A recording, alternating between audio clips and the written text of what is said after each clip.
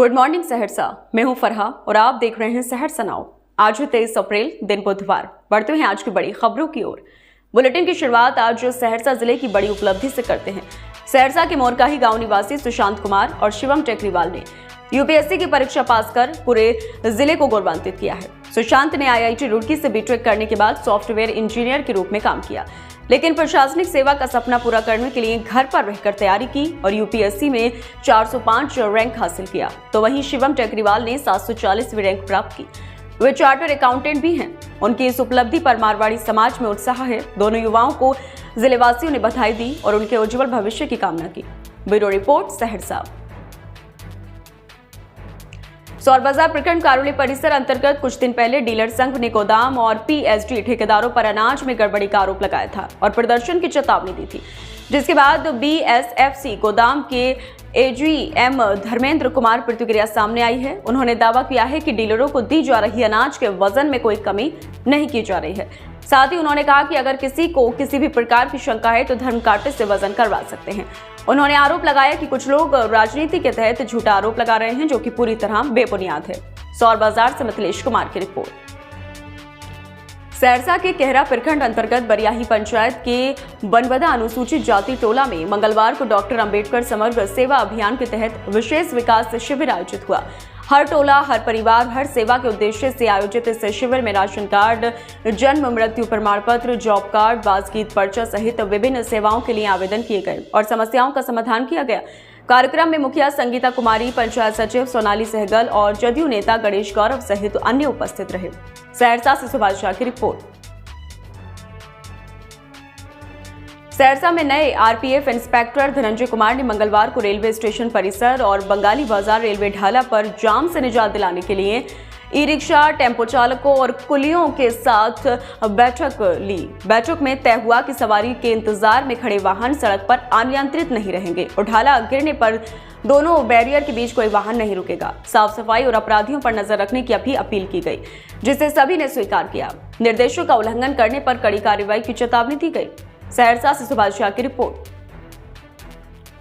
सहरसा के dB road स्थित गौरव grill में मंगलवार को जिला नाई संघ की बैठक आयोजित हुई, जिसमें भाजपा प्रदेश मंत्री अनिल ठाकुर का अंग वस्त्र व पुष्पमाला से सम्मान किया गया।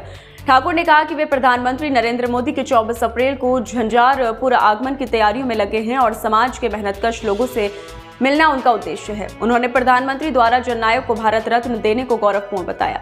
बैठक की अध्यक्षता विजेंद्र ठाकुर ने की और संचालन सचिव शिवशंकर ठाकुर ने किया। कई भाजपा नेता और सदस्य मौजूद रहे। सहरसा से सुभाष झा की रिपोर्ट।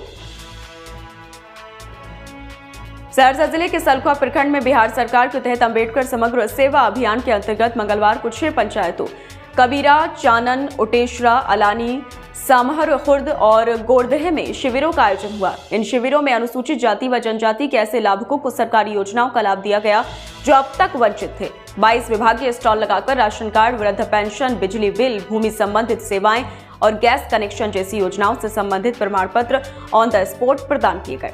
शिविरों में पंचायत स्तरीय अधिकारी एवं कर्मी भी उपस्थित थे। सिमरी बख्तियारपुर से चंदन पासवान की रिपोर्ट।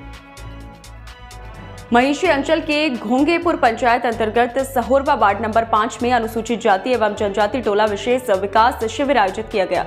शिविर में स्वास्थ्य सेवा, वृद्धा पेंशन, जन्म प्रमाण पत्र, राशन कार्ड और आधार कार्ड से संबंधित सुविधाएं दी गई। शिविर में सबसे अधिक 70 राशन कार्ड और 60 से अधिक शौचालय निर्माण हेतु महिलाओं ने आवेदन जमा किए।